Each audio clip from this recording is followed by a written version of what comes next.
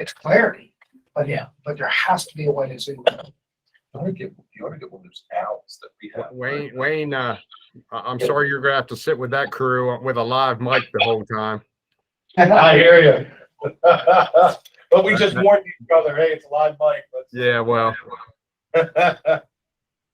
We had to wait till Sheriff Lewis left, or it would have been loud in here. That would definitely been about taking a chance. Uh-huh. I wonder how you help. Like a pedestal to fall on. I have to get shared. See, the camera zooms. I just don't know how to do it. The one ever, the neat thing about the owl, it moves. Good morning, Chief Duncan. How are you? Or good afternoon, Chief Duncan. yeah. Time's running together here. Good afternoon. I'm well, thank you. I'm on Eastern Shore time being in Salisbury. So maybe that's what it is. Hey, that's what.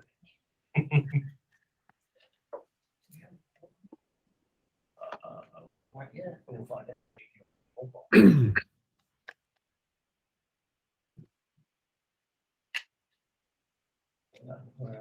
There's nobody in our room. There's 4 others. Yeah, there's 4 others behind the state seal. Somebody from MSP. That wouldn't be.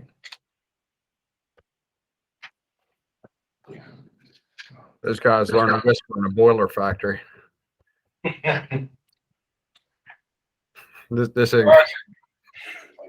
fun. Like, holy crap, you can do that. That's why I like my class. Chief Downey, you at the Great Beach of Berlin? I see. You're muted, Chief. Yes, definitely. look. I've been on the Eastern Shore my whole life, and I've never seen water that blue in Maryland. So You have to go to Assateague. It's in Berlin. I've been there. All right, Colonel Jones, for one last time, I think we're ready to go, sir. We're ready. All right. Good afternoon, everyone. I appreciate everybody's time to have this quick virtual meeting. We have a very short agenda. So with that being said, we'll call the meeting to order at 1:02 p.m. And I'm assuming, ma'am, we need to do a roll call. We are going to do a roll call. As of now, I cannot show that we have a quorum. So let's go ahead and do a roll call. Maybe I'm missing somebody. We'll see. All right. Very good, ma'am. We have Mr. Boatright, Here. Sheriff Adams, Here. Ms. Hurley, Here. Special Agent Sobosinski, Chief Hamill, Mr. Gibson, Here. Chief Downing, Here. Mr. Moses, Here. Major Leffler, Here. Chief Liberati, Chief Duncan, Here. Captain Krabs, Here. oh, yeah. Mr. Dennis. He's a 2-9. He's a 2-9. Dr. Finnegan, Mr. Pollock, and Colonel Jones. Here. 3, 4, 5, 6, 7, 8, 9. I have 10. We need 11 for a quorum. Well, Jeannie, actually, maybe this would be for Matthew. Since we currently are down 2 members, because of Sheriff Berry and also Lieutenant Earhart, who can't be replaced yet, we actually currently have 18 members assigned to the commission. So, Matthew, would that allow us to have a quorum with 10? We've always worked off of the total number of commission members, not the numbers present. Or total positions, not the numbers currently filled. Okay. All right, so, Colonel, if you want to, we can stand by, we can try and call a few and see if we can get a hold of one more member. Yeah, we'll give it. I'm in the process of doing that now, so that'll be fine if everybody can reach out and try to grab someone, and we can get the show on the road. Jeannie, if you can try, or Katie, if you can send something to Mike Finnegan, he just sent me a text. He does not have a link. Can you do it? Jeannie just resent the link, but I'll do it again. Okay, thank you.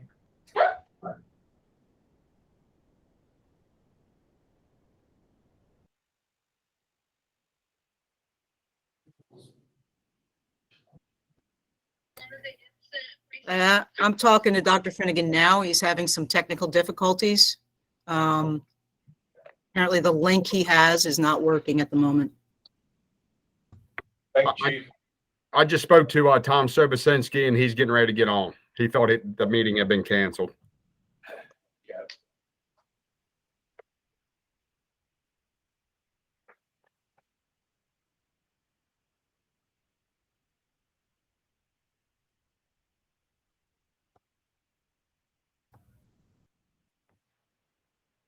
We'll give him a couple minutes.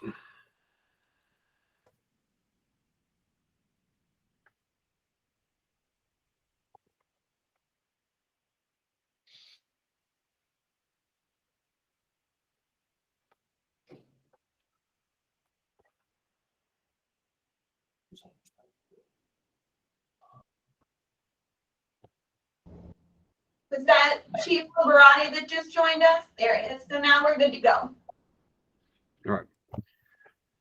Do you need to go around again, or are you good? No, we're good to go. All right, very good. Okay. We do now have a quorum. Do we have any minutes we need to address, Wayne? No, sir. No, sir. We'll do that in January for the October, since this is just a special meeting just to deal with the mediation regulations. Okay, very good. I just want to make sure we were in order moving through. Okay, very good. At this point, we do have a short agenda with the mediation regulations. I'll turn it over to Wayne to brief us and move forward from there. Thank you, Colonel. Yes, sir.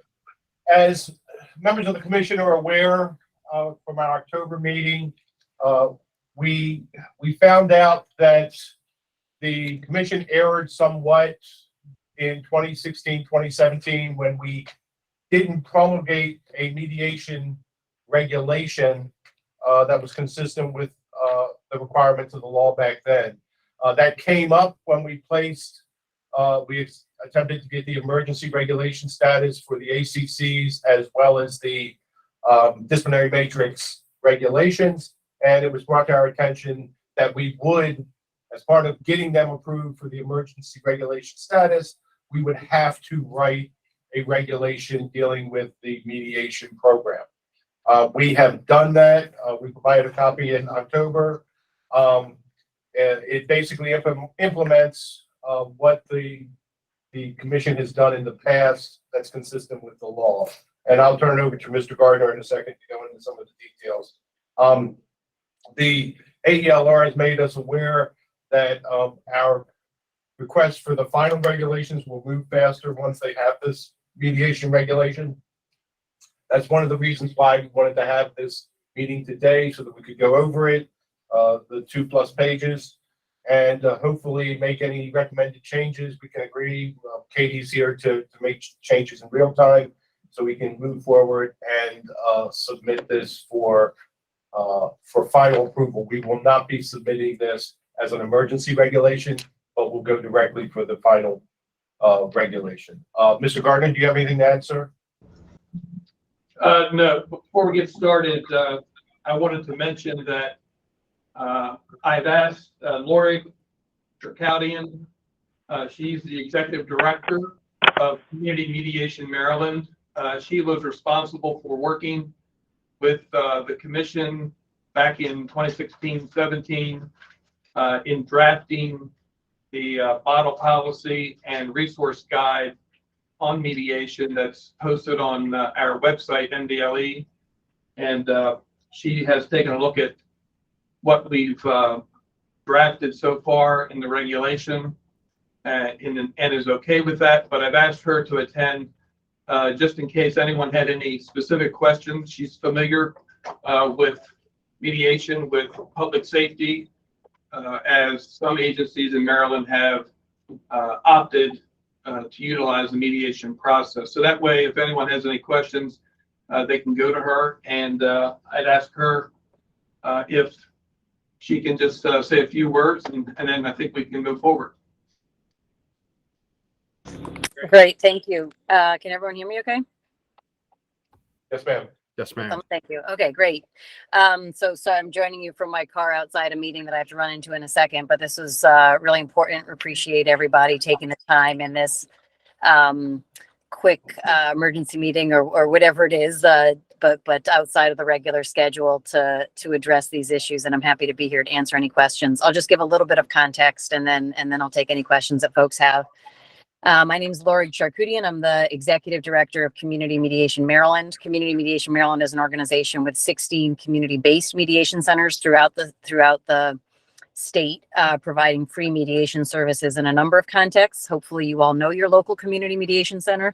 If you don't, get with me later so I can make that connection, because they take referrals from law enforcement and courts and so on to resolve underlying issues in disputes. But specifically, one of the areas that we have over the years provided mediation services for is police complaint mediation. And across the state, there's been centers that have had relationships with their local law enforcement, providing mediation for minor complaints of filed against police officers. And CMM has worked with all of the centers across the state. We've done a lot of work nationally, supporting the development of the effort in New Orleans, one in Florida, one in Texas, and we've worked a lot nationally with folks doing this work. So we're fairly familiar with best practice standards, and it was those sort of national best practice standards that guided my work with the commission back in 2016 when we developed the model guidelines that are available on the website. And then from that same perspective, I worked with some of your staff to support your efforts to write these regulations that are in front of you now. So that's kind of the brief overview of my work and my perspective. We are the independent agency that can provide this service, although we've written the regulations, so it could be another independent agency if that was preferable, but the centers would be able to provide the service at no cost. And I'm happy to take any questions that folks have about what a program looks like in a best practice context and or anything related to the way that these are written here. Thank you, ma'am. Anyone have any questions?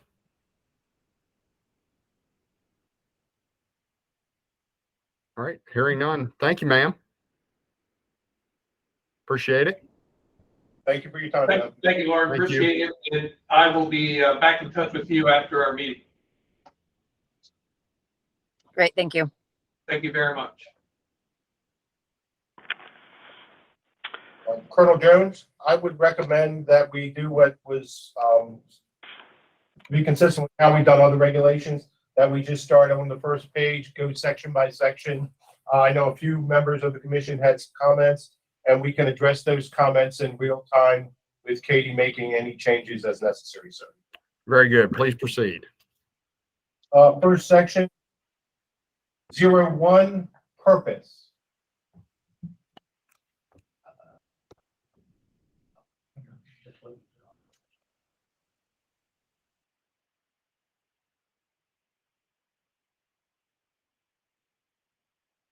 Open to any comments.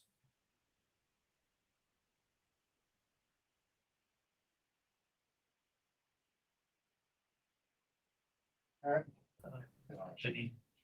Ms. Hurley? Thank you. That is my comment that's in the section 01. Do you want me to talk about it? I'm not sure how you want to proceed because I did send several comments and I assume they're included here. Yes, ma'am, they are.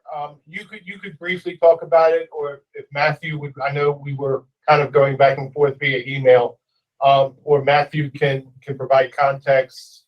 But Ms. Hurley, certainly if you'd like to sort of explain your comment. So I noticed throughout the regulation that sometimes the eligible complaints are described as minor, other times they're described as nonviolent. And, you know, my question really went to, are those terms being used interchangeably? Or is it that all eligible complaints have to be both minor and nonviolent? And if that is the case, then I think that needs clarification. Thank you, ma'am. Either Matthew or Gary? So I agree with Zanita on that, and I think probably the easiest fix, and Zanita, let me know if you think this works. The statute allows only for nonviolent complaints involving nonviolent incidents to be mediated. And so that's the first dividing line. So we cannot authorize anything that would include violence. So, but at the same time, just because it's a nonviolent, there are some serious incidents that could occur, that could be complaints, and we don't necessarily think those are appropriate for mediation. So I don't think the terms are interchangeable, but I think they're connected. And so one suggestion is to put them both together so that it would read a method to address minor non-violent police misconduct complaints. So yes, every complaint that's eligible has to be non-violent. That's by statute. And then the commission would then make a further division, which is if it's non-violent, only minor incidents are appropriate for mediation.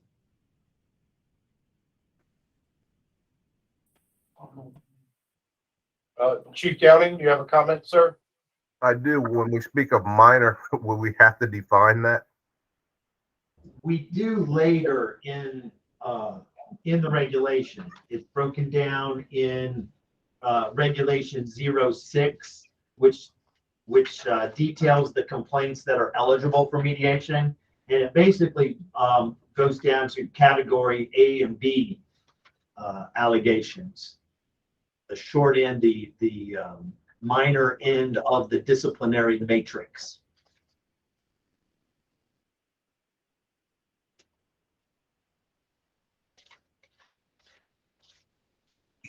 That proposed change addresses my concerns. Thank you. Thank you, Ms. Hurley. Chief Downing, do you have any additional comments, sir? No, I guess I was muted. I said that was fine. I just thought it might be put in definitions, but it definitely is addressed in 06. Thank you, sir. Any additional comments regarding the section 01? Colonel, would you like us to go through each section, then just vote on the document as a whole? That'd probably be the easiest way to do it. Yes, please do. Thank you, sir. All right, section 02, general provisions. Ms. Hurley, is that your comment on D as in David? It is, and the comment really just, this is a broad statement of confidentiality, but later on in the regulations, we clarify that the confidentiality standard is actually being pulled from state law, and that standard does have an exception. And so I thought, there's a chance for some ambiguity or conflict here. The easiest way to address it is just not include the statement in general provisions and let the confidentiality provision later on in the reg speak for itself. Thank you, ma'am. Matthew or Mr. Gardner? Gary? We agree. We agree with that approach. Okay, so we'll go ahead and strike that completely. Thank you. Ladies and gentlemen, any other comment on section 2? Hearing none, we will go on to section 3, definition. Mr. Silver? Yes, Mr. Berger.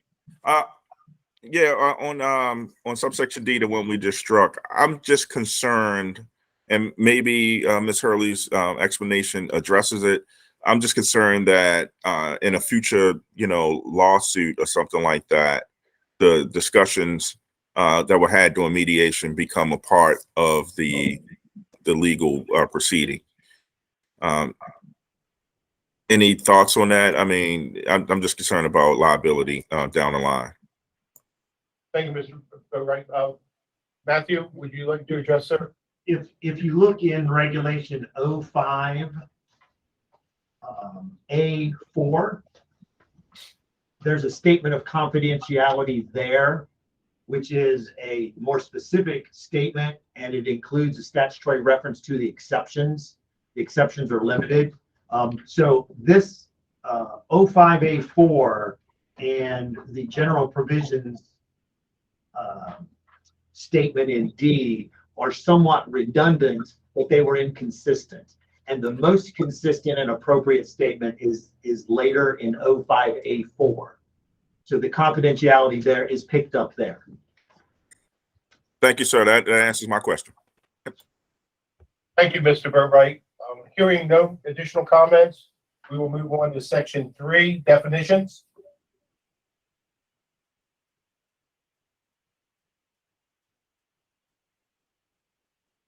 Ms. Hurley, number 6, mediation. Yes, thank you. I just noted that the definition of mediation and mediator, I mean, my recommendation is that they should be follow the same language. In one, it said a voluntary agreement regarding the dispute, and the other said a voluntary resolution to their dispute. So just for consistency purposes, I recommend it. It's a minor technical change, and I defer to whatever the preference of the body is on which language. Thank you, ma'am. Ladies and gentlemen, any preference? I agree with her. Mr. Moses agrees with Ms. Hurley. Commission staff, do you have any additional comment? I recommend resolution 2 as the preferred language.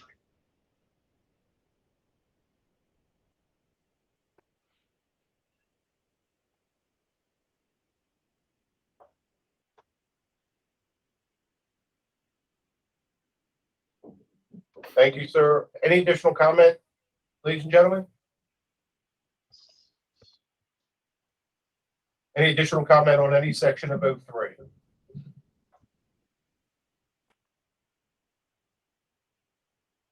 Hearing none, I recommend we move on to section 04, establishing a police complaint mediation program. And I will defer to Ms. Hurley for a comment on section B and section E as in Edward. For section B, I just thought that we shouldn't mandate that the agency have to use the closest mediation center. That there be some flexibility there. So I didn't know the reason for making it, that they would have to contact the closest mediation center. So that's the first comment.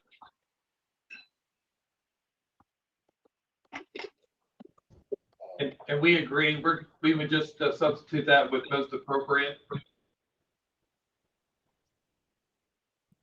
Well, Thank you, sir. It It would be for, here's a suggestion. My suggestion is for referral to an appropriate mediation service. Charlie, I think what we were looking at when we wrote that is we were kind of saying the closest, trying to think in ease, but you're absolutely right. That may not be the one that they want to use. Any additional comment from commission members?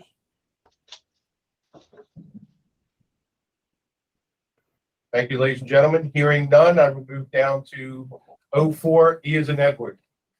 Ms. Hurley, would you like to lead us? Yes, so for this one, my recommendation is that rather than simply requiring the agency tell us that they have identified a service and established a program, that they actually also send us the MOU, because the MOU has to, by this regulation, meet certain requirements. And it seems appropriate that we receive the MOU and review it to ensure that it does comply with the regulations that we have promulgated. Thank you, ma'am. Any comment from commission staff?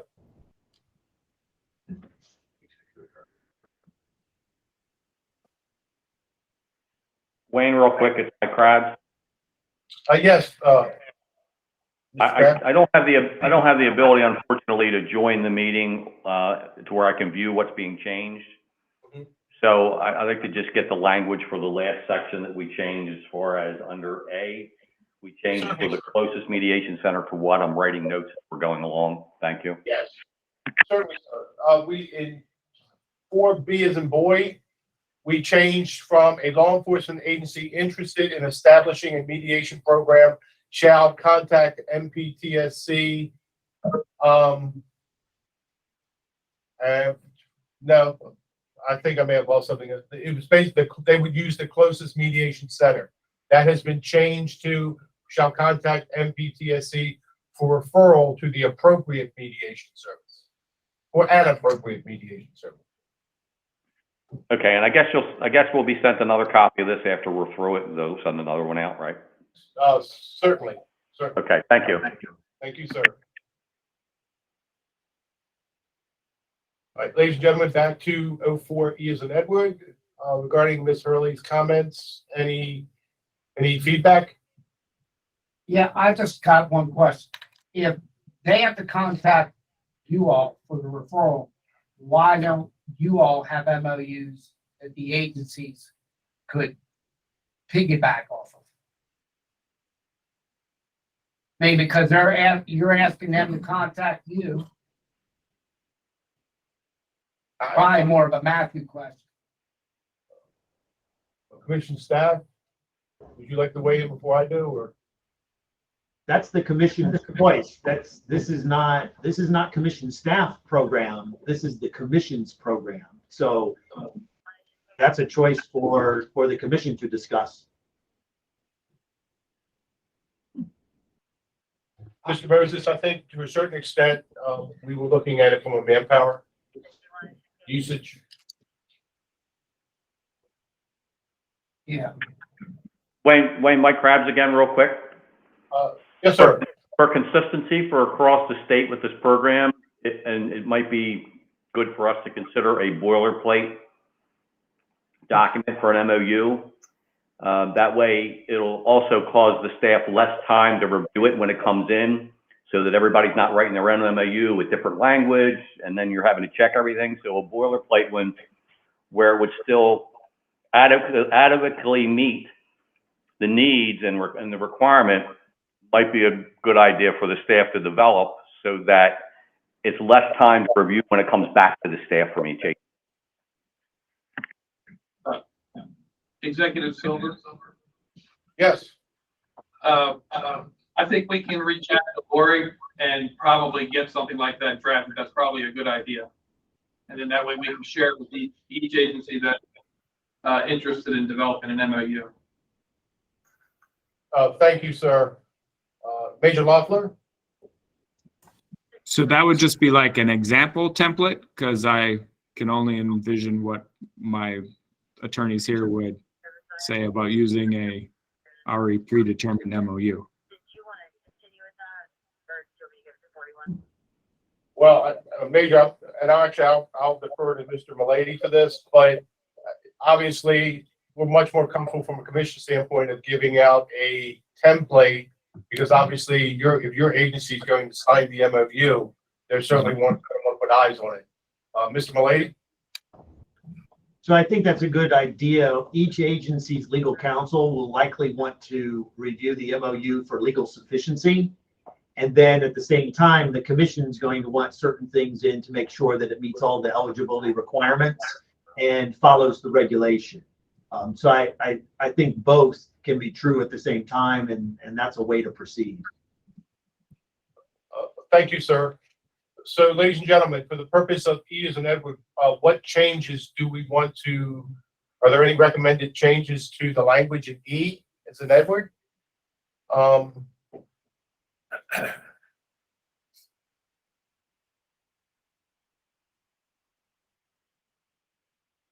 mean, my reading of it is, and I would defer to our esteemed Assistant Attorney General, I think everything we talked about we can do with the language in E, but I want to make sure it addresses any concerns that Ms. Hurley may have had.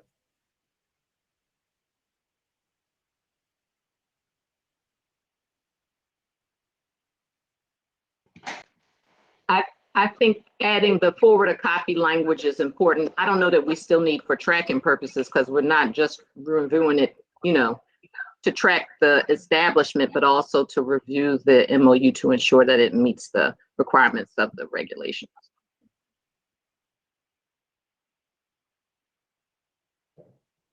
Thank you, ma'am. I have a question.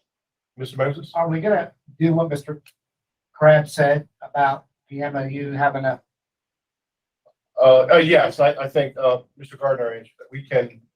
We can develop, like we've done with a lot of other things, Yeah. a template, but certainly it's up to that individual agencies, council to put eyes on it and make recommendations. And then we will look at it, if I'm getting this correct, Mr. Malady, to make sure that it meets the requirements of the regulation. Is that correct? Yes, that is correct. Thank you, sir. And there's no need to, there's no need to put any reference to a template in the regulation. I concur. All right, thank you. Any additional comment on E as in Edward, 04E? Hearing none, we will move on to section 05, mediation participation, which begins at the end of page 1 and to the top of page 2.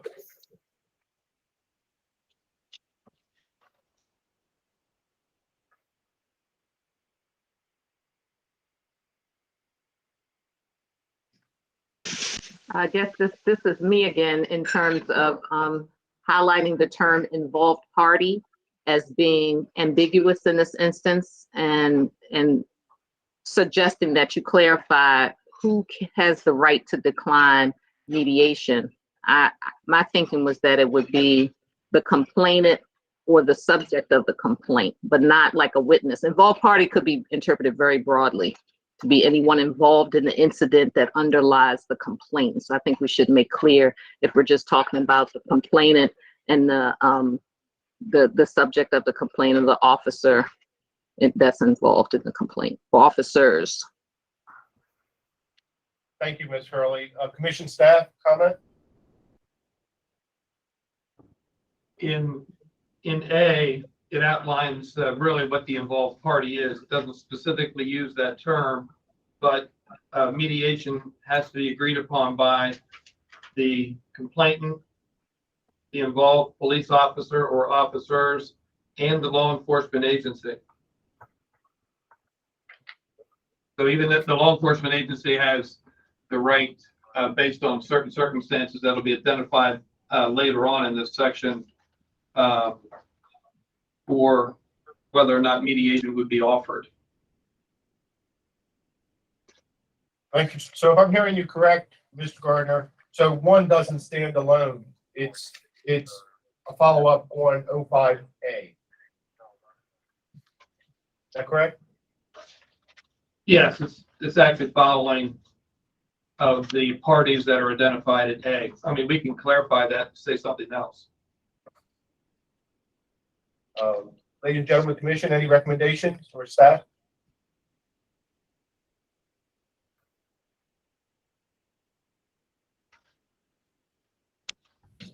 I would recommend replacing the phrase involved party with a complainant or police officer, parentheses, officers, involved in a complaint of police misconduct has the right to decline mediation.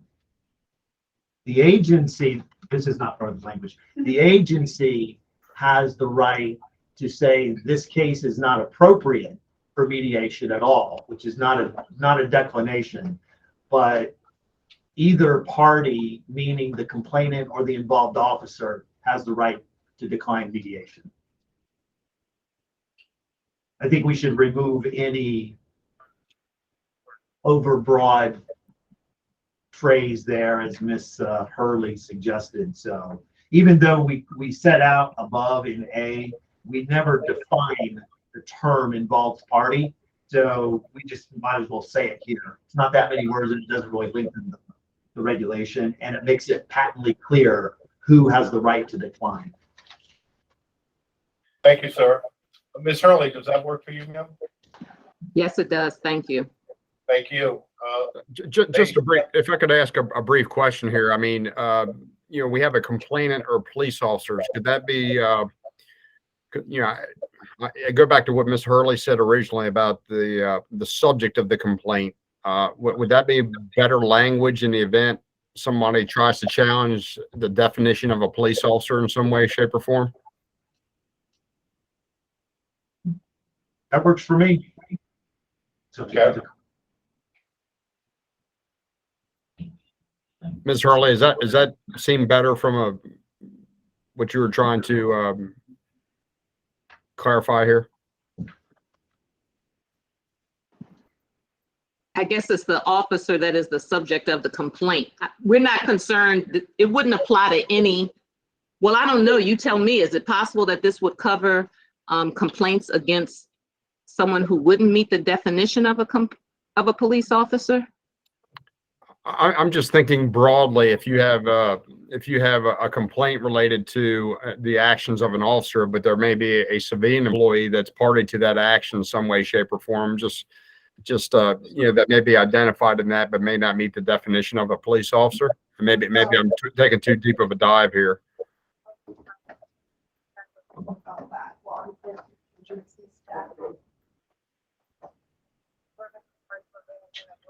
I think it's a good question. I just don't know, would this process cover that complaint? I don't think it covers a non-police officer. Mr. Mullady, is that because it wouldn't be, if it involved a non-sworn police officer, it wouldn't go to the ACC, be taken out of an ACC process because it would never be in an ACC process. Is that correct? That's correct. And it falls in section 3207, which is the commission's authority. And the commission has authority over police officers, but not civilian employees. Okay.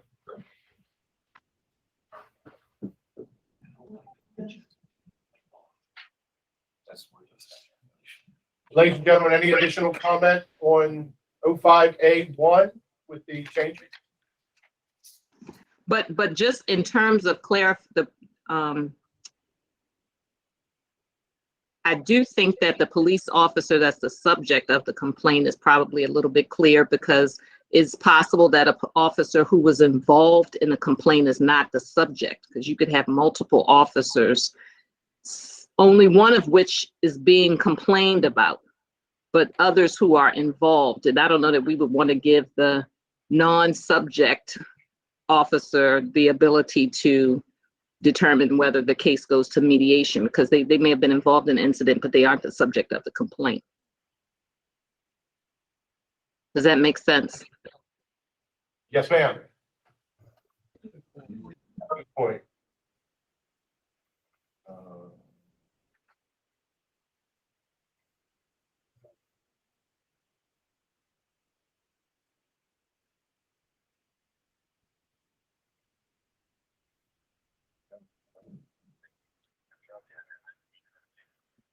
And I think that will require changing A as well.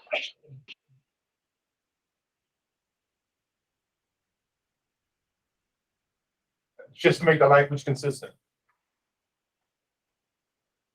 Exactly. You just say who is the subject of a police misconduct complaint. Well, no, I mean a police officer who's the subject of a complaint. Okay, that got us there. And do we want to then, based off Ms. Hurley's suggestion, change the language in 05A to be consistent?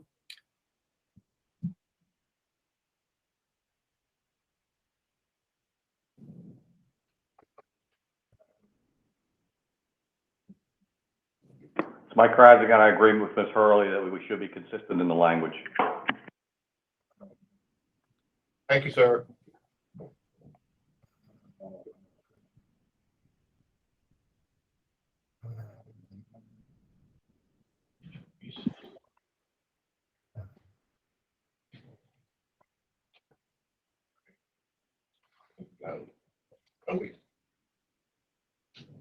Ladies and gentlemen, any comment on 05A, 05A1?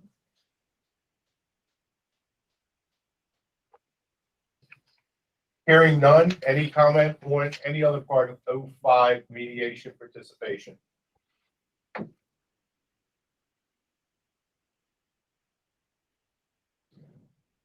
Thank you. Hearing none, I will move on to section 06, complaints eligible for mediation. We kind of already addressed a little bit of this regarding minor being category A or category B.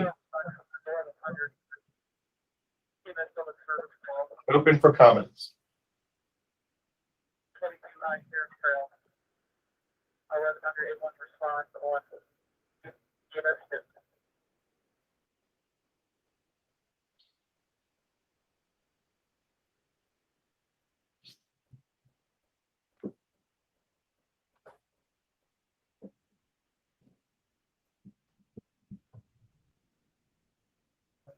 Ladies and gentlemen of the commission, are there any comments?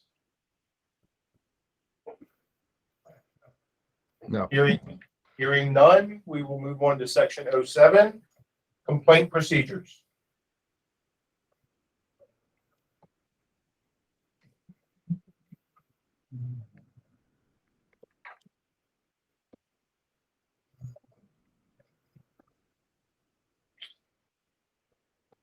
Give me, I can't see whose hand is up. I don't think anybody's. I think Oh, okay. Yeah, Oh. down there. Major? So for B, we probably have to adopt the language that Ms. Hurley suggested about police officers involved in the complaint. Yes, sir. Good catch.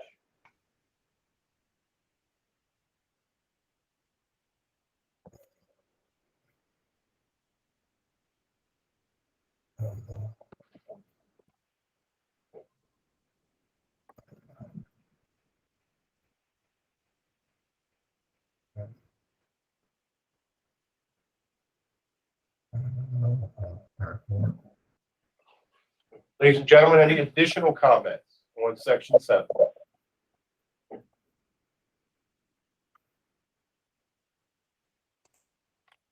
Hearing none, I recommend we move on to section 8, resolution, which is the final section. It's the bottom of the second page and one sentence on the third page.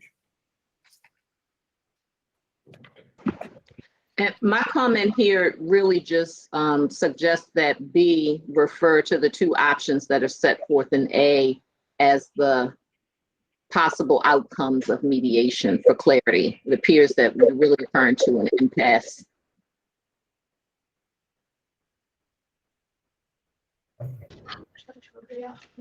Yes. Any comments from staff? Ms.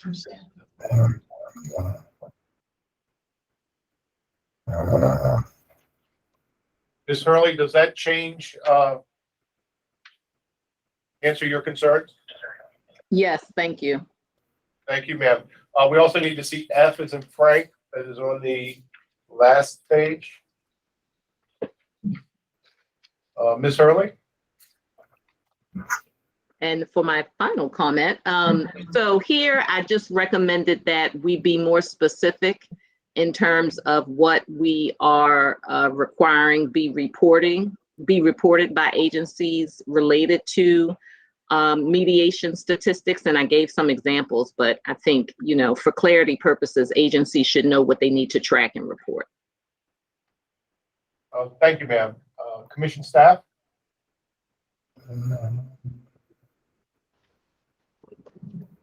The intent here was to ensure accountability for all the complaints that come into an agency, that they are categorized in the annual reporting of their disciplinary process. So initially, we were just simply thinking of the category of mediation, the number of cases handled, and then the number of cases that were successful, and then the ones that went to impasse. And in that vein, you should also capture the ones that were unsuccessful. Right, that's the one that we're changing for impasse. There was no successful resolution reached. And again, it's Mike Krabs. I apologize, I can't see the screen because I don't have access to that equipment today. So what you're discussing when you're talking about those, you could be a little bit more descriptive, it would help me. Thank you. Sure, Mike. Section F, as written currently, says complaint mediation statistics shall be included in the law enforcement agency's annual reporting of complaints involving the public. So in other words, if it goes to the mediation process, it still goes into the report that a complaint was made, but it was handled through the mediation process. Is that a correct assessment, Mr. Gardner and Mr. Malady? Yes. Where do this reporting goes? It doesn't say, does it go to the commission? Matt, should this be a case of where we put the 3207 site in here that deals with officer discipline reporting to the commission every year?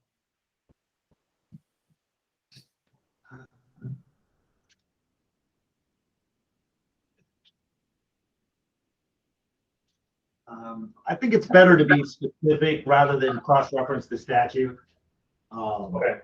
Complaint mediation statistics shall be included in the law enforcement agency's annual reporting of complaints. Just got to identify what annual report, and we know. No, you're right. Do you know the Pretty sure specific? we know what annual report is, but how about somebody that's not familiar with what their annual reporting process is? Correct. Well, there will be an annual report provided each year by the Police Accountability Board, correct? Well, this won't necessarily go to the police accountability board. No, yeah, the Police Accountability Board will have the information on mediation cases. Where does that say that in the policy? That's part of the PAB's responsibilities. So, Mr. Malady, do we have a recommendation on a language change to clarify? We're working on it. Thank you, sir. It's a little harder when I'm not in the room with you.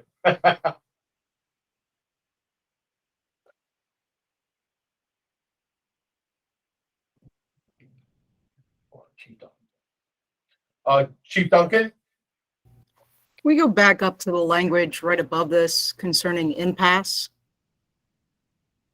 Yes, ma'am. What do you have? Well, my question is this. And I could be totally off base, but if the parties are in a mediation, and I guess how far along are they when they declare an impasse? In other words, has information been exchanged between the parties to the point where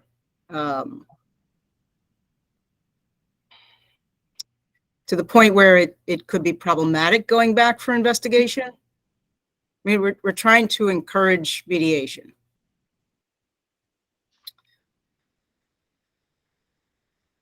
That's a good question, Chief.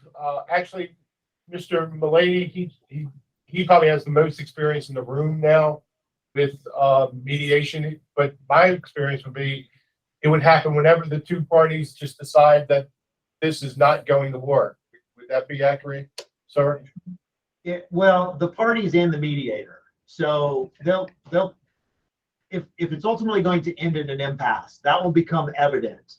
And the mediator generally is not going to try to browbeat either party because it's a completely voluntary process. And so either party at any time, 5 minutes in or 5 hours in, could say, I'm done. And so, so that's just really going to be up to the parties and the guidance from the mediator in the process. And whatever they have discussed in that session, then that, as we've put into the regulation, that's going to be confidential with limited exceptions. So generally speaking, they'll give it whatever shot they can. And if a time comes where they can no longer move forward, You know, that's really up to them to make that determination. And so I want to make sure Chief Duncan, want to make sure I captured the full question. And I think that's a good explanation, but I suppose my understanding of mediation is that it doesn't have, parties don't have to necessarily agree as long as there's a good faith mediation. There could be discrepancies during the process that don't necessarily create an impasse. So what is a satisfactory resolution? Maybe that's a different way to look at it. Yeah, and that's up to the parties. The parties decide what's either, it's either going to resolve or not resolve. So it's a binary choice. And, you know, but it's up to the parties to decide what is a resolution or an impasse. And so what would be the motivation of an officer to engage in a mediation then? If something could be, if 5 hours is invested, and I'm not suggesting that we put a time limit, but if 5 hours is invested in a process and we're at an impasse, and then it refers back to investigation, what would be the benefit? So the benefit is that rather than go down the ACC process as a disciplinary matter, you know, and you know, with channeling it towards these minor complaints that, you know, are likely to be a very minor discipline sanction at all. And so, you know, the incentive is to not have a letter of reprimand in your file. It's like, you know, this could be a traffic stop and the individual thinks that the officer was just disrespectful and, you know, calls the PAB or calls law enforcement agency. And, you know, we don't really know what the person wants. They may want an apology. That's up to the officer. I'm not apologizing because I was professional. Or, oh, if an apology will take care of this, I'm sorry. So it's really, we can't really put into the regulation the form that any particular mediation will take. They're very organic unto themselves. And so it's just an opportunity to resolve, just like in any other realm, it's an opportunity to resolve some kind of dispute at the lowest, most informal level possible. And so, but there's no requirement one way or the other that you know, you agree to do the mediation or you don't. It's purely voluntary, and it's an opportunity to resolve the complaint.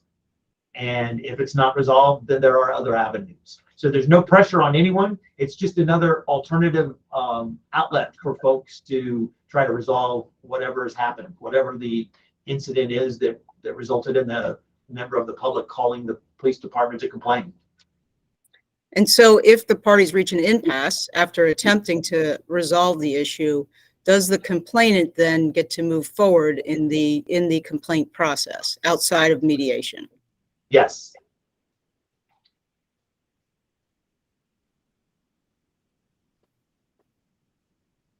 And Chief Duncan, you're absolutely right. That could very easily happen.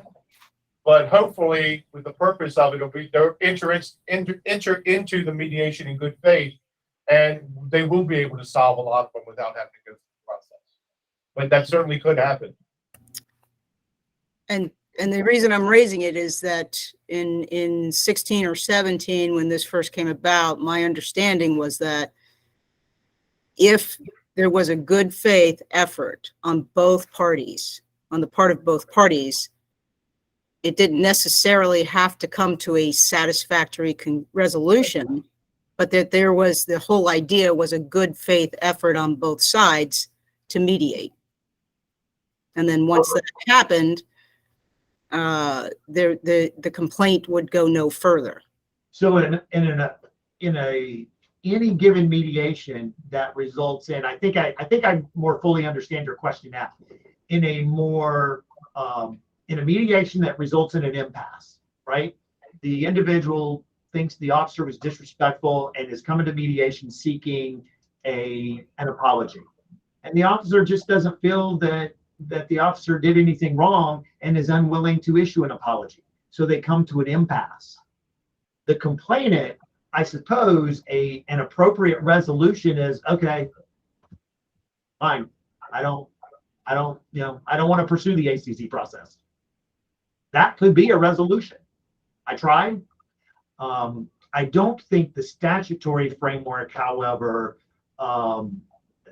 is geared towards there being any kind of default.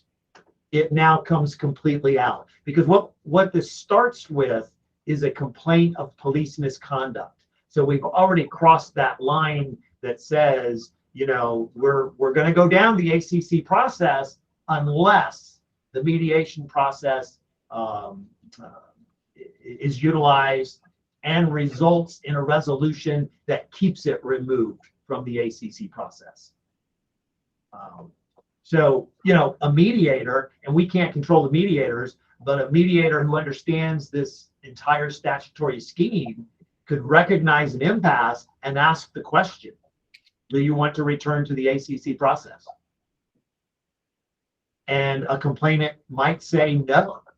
And that could be the resolution, that the case does not go back to the ACC. But I don't think we can put a default rule in here to address it in that way. I think it has to come out of the mediation. And I understand what you're saying. I just don't see why a law enforcement officer would invest the time to sit down with somebody who, once an impasse is met, after good faith effort has been expended, why they would engage in that in the first place. Well, it's up to an officer. Sure. No, I see it. It's purely mediation is purely voluntary. Purely voluntary. And we could have there could be a case where an individual calls with something that is very minor, certainly fits the mediation, and they're offered to mediate the case, and they say, no way, I want this officer disciplined. That's a possibility too. It's purely voluntary. And so, the officer has a right to refuse mediation, no matter how minor it is. And the complainant does not have to. So neither one of them is required to go down this path at all. And in fact, as chief, you could look at the complaint and say, you know what, it's minor and it does technically meet the eligibility requirements for mediation, but this is the third time I've had such a complaint against this officer. I don't want this to go to mediation. So the agency has to send it to mediation, has to deem it appropriate for mediation before either the officer or the complainant is even offered mediation.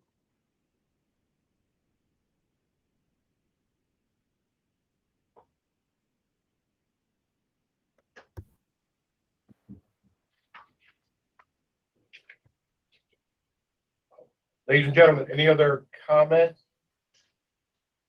So I just have, maybe I missed it, but if there's a successful resolution, Are we waiting for anybody else, or are we? Does that mean it's done? And it just goes to, can the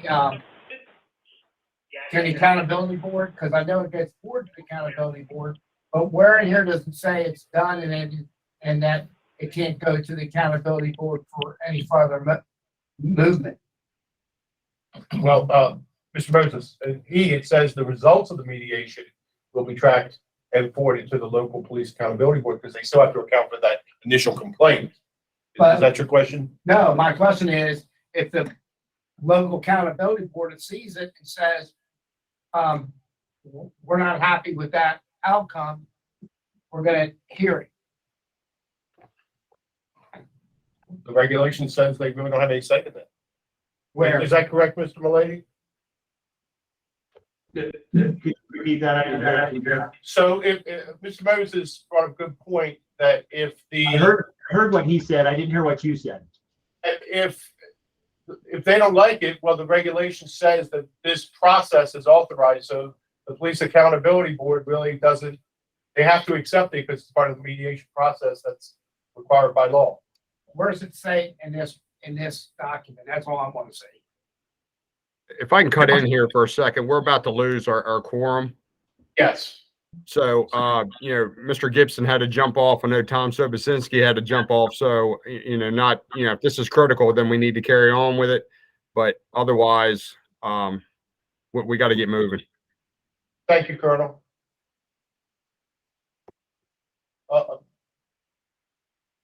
Mr. Milady, did we decide we were going to change the language in F, or are we going to leave it the way it is? Or which provision? I'm sorry, for 08, for 08 resolution, the very last sentence on page 3, F, that we were talking about. Of the resolution. I think we answered why it is the way, but I just want to make sure everybody's okay with comments.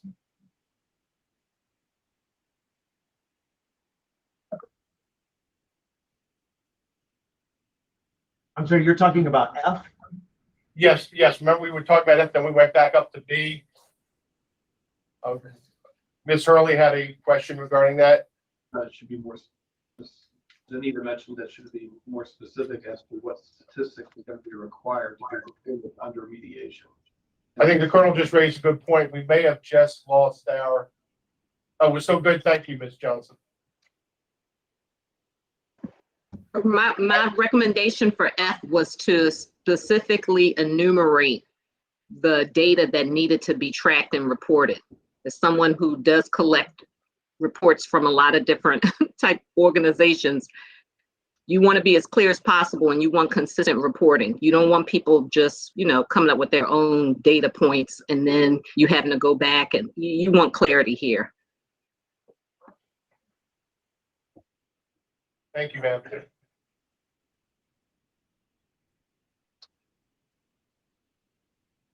So we can simply just include what she has listed here. I think that's all. Unless they're thinking something else.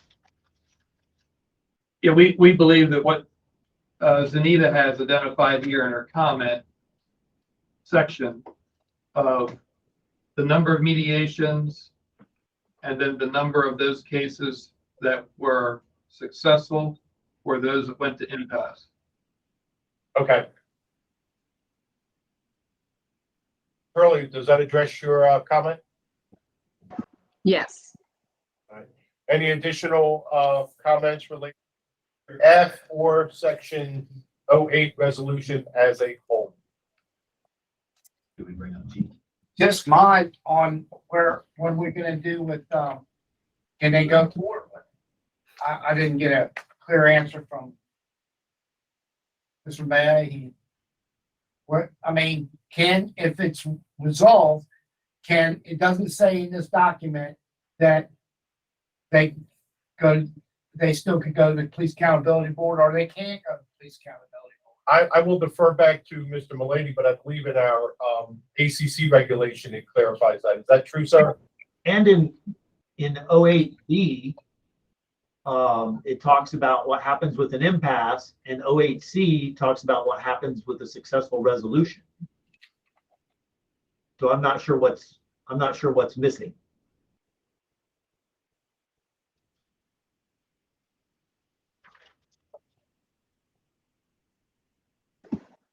I'm good with it.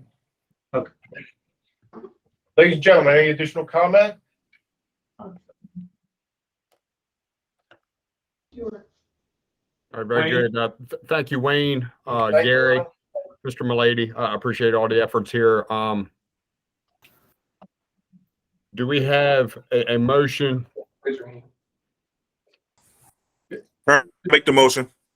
Second the motion.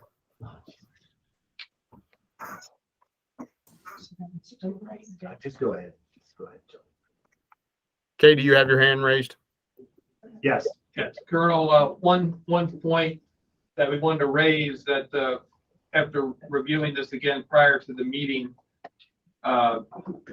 in cases in which an agreement, a resolution is reached, and let's just say an officer agreed to a written apology, for example, and then failed to do that or whatever else they agreed to, what that course would be, i.e., would it then go to a new complaint being logged in and investigated as a violation of the mediation practice and resolution? In other words, we don't have anything in here right now. If they agree to, if the officer agrees to do something, it's in writing in the letter of agreement, and then they fail to do that. Two issues. One, that time span in which the action is to be done. And then two, we have to be careful whether or not something exceeds a period of time. Now, I can't imagine it going more than a year and a day from the time an initial complaint is made, which is the time that we have getting it through the entire ACC process. But we were thinking that a violation of failing to comply with the mediation agreement, that we would just initiate a new complaint. Any thoughts on that? Or concerns? I believe it would be the same as B. Arnold, you're saying it would be considered an impasse? Do we need to define that? I think you can Is an say, impasse if a party doesn't deliver? I think you can just go ahead and add that wording, fails to comply, and impasse or fails to comply. Other thoughts from the commission? I agree. If you just change the word impasse and failure to comply, the officer failure to comply shall be reported back. So, but I'm going back to Mr. Gardner's comment. And correct me if I'm wrong, Mr. Gardner, we're looking at if an officer enters into an agreement, a mediation agreement, agrees to do certain things, and then they don't follow through, the person just makes another complaint that I had a mediation agreement with this officer related to an incident and they didn't abide by it. Correct. And part of the concern is the timing of it. So when the initial complaint comes in, that starts the ball rolling towards the ACC's year and a day timeframe. So a complaint comes in and it takes X amount of time for there to be mediation set up. The mediation is set up. A resolution is reached. It includes a written apology from the officer. Everyone goes about their, their merry way. Now, a good mediator would put a time frame on that. But let's just say that it goes on and we pass the year and a day from the initial complaint, and then the complainant calls the PAB or the law enforcement agency and says, I never got my written apology from that officer. The trouble with reverting back to the original complaint is the officer could say, you had a year and a day to do this. I'm off scot-free now because the year and a day from the original complaint for going through the ACC process has expired. So part of the mindset is that if that complaint comes in that the officer did not fulfill the officer's obligation according to the agreed upon resolution to the complaint, that is a new incident triggering a new time frame. That's the cautionary aspect against referring back to the original complaint, because that time frame's been running. The other caution, I think, is the total process. So if this does go back to an ACC and then the officer says, okay, they dished out discipline through the ACC, the officer still has the right to appeal to a trial board. You're going to time every one of these out. It's going to be very difficult to do a year and a day with adding a long process. So to follow up on what the sheriff said, so we're basically resetting the clock on the complaint that the officer didn't follow through on the mediation agreement. Related to the mediation. And is it that we don't have the authority to toll that time to allow the mediation process to try to resolve the complaint? Would that have to be specifically set forth in the statute that the mediation could, because I know the mediation statute was created before the new process, but Right. that would be ideal. If it were there to toll it, would be great, but the statute authorizing or creating the ACC board, the ACC and the ACC process is very clear about the year and a day time frame from the date of the complaint. And so I don't know that there's any statutory room for the commission to toll the time frame set in statute.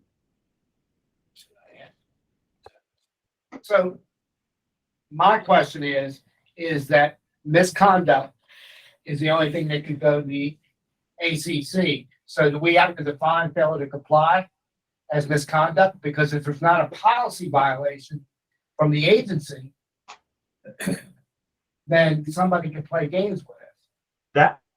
That's going to be an ACC issue because there are going to be a lot of complaints that come in from a member of the public that don't constitute a policy violation.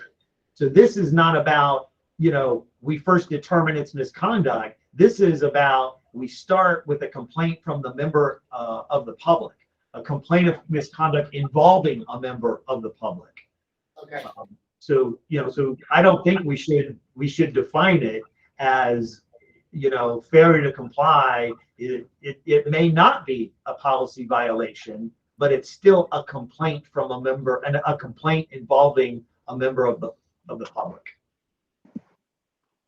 I think Matthew, would the new complaint be limited to the failure to comply with the terms of mediation, or could the new complaint include the underlying alleged misconduct? So if there's an agreement and I'm agreeing to drop this as misconduct, that's a very good point. Because now I don't want the apology. You said you were going to apologize. Right. You didn't do that, so it's blown up. Now I want to go back to my original complaint. Right. Now you're gonna run out of time. Possibly. Yeah. You'd have to investigate the new violation. I think You have a new violation plus the old one. I think you're right.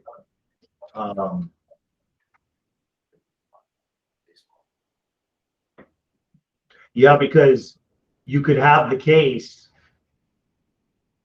where it's not done in the mediated in good faith, but I'll say whatever I need to say to avoid misconduct. I run out the clock on the ACC process.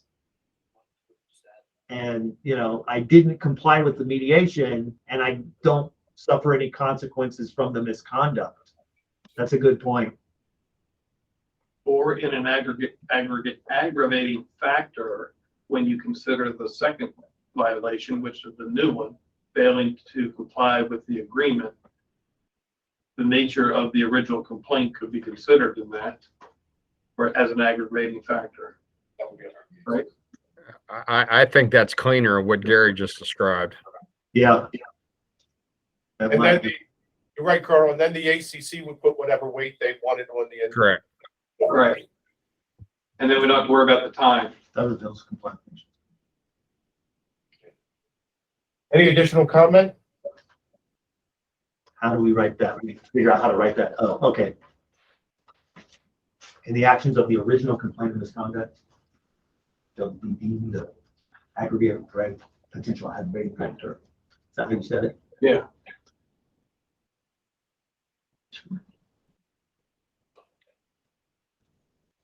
We're typing something up now. We'll read it in a second.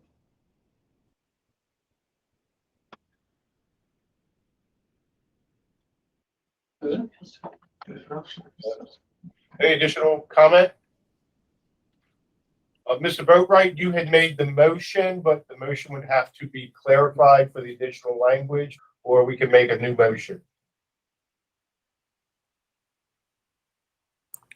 That will be a lot to pack into the new motion. So and to clarify, so I will make a new motion to include the new language.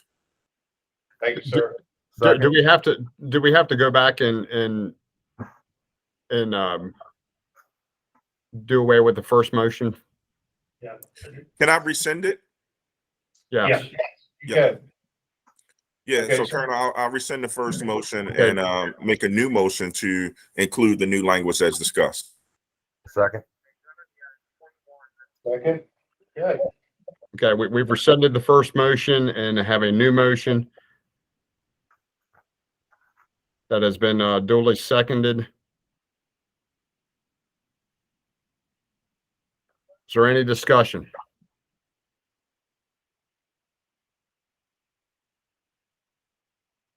Okay, hearing none. All in favor to approve We need to do a roll call. We need to do a vote on this, Colonel. Okay, very good. All right. Hey, Mr. Boatright, Yes. Sheriff Adams, Yes. Ms. Hurley, Yes. Chief Donald. He's not on. Chief Downing, Yes. Mr. Leffler, Yes. Chief Liberati. Yes. Did you say no? Yes. Yes. Mr. Moses, Yes. Chief Duncan, Yes. Captain Krabs, Yes. Mr. Dennis. Did he leave? Dr. Finnegan Yes. and Colonel Jones. Yes. Motion carries. All right. Very good. Thank you, ladies and gentlemen. Colonel Jones, I'll defer back to you to close the meeting, sir. Okay, very good. I appreciate everybody's time today. I do have one moment for Al Liebno. Al, if you want to say a couple words. Yeah, thanks, Colonel. Appreciate that. I feel safe doing this because I'm in Salisbury and the person I'm about to talk to is in Sykesville. But I wanted to let everybody know and thank her publicly for her service to the commission and myself. Jeannie Chenoweth will be retiring and her last working day is next Wednesday. Jeannie, thank you so much. And I'll be prepared for the discussion tomorrow. Very good. Jeannie, thank you so much. Thank you very much. It's been a pleasure working with all of you. I wish you all the best. Thank you, Al. All right. All right, very good. Thanks, Al. Anything else for the good of the order? Colonel, just real quick, Mike Crab. I want to also thank Jeannie for all her help and hard work, but I also want to thank you and welcome you in your retirement.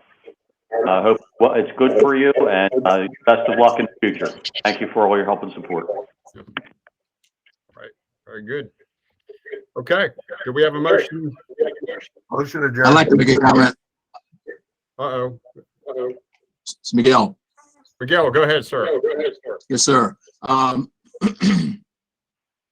just wanted to, I don't know if it's the appropriate form or not, but I certainly want to extend my congratulations and thank you to Colonel Jones for his stewardship of the Maryland State Police over the last 2 years. And I wish him much success in any future endeavors. Thank you, sir. Thank you, Miguel. Very kind. I do appreciate it, sir. And it's been a pleasure working with the team. And I'll be around. So if you guys need something, let me know. All right. Now, do we have a motion to adjourn? Motion. You have a second? I second it. All right. All in favor, signify by saying aye.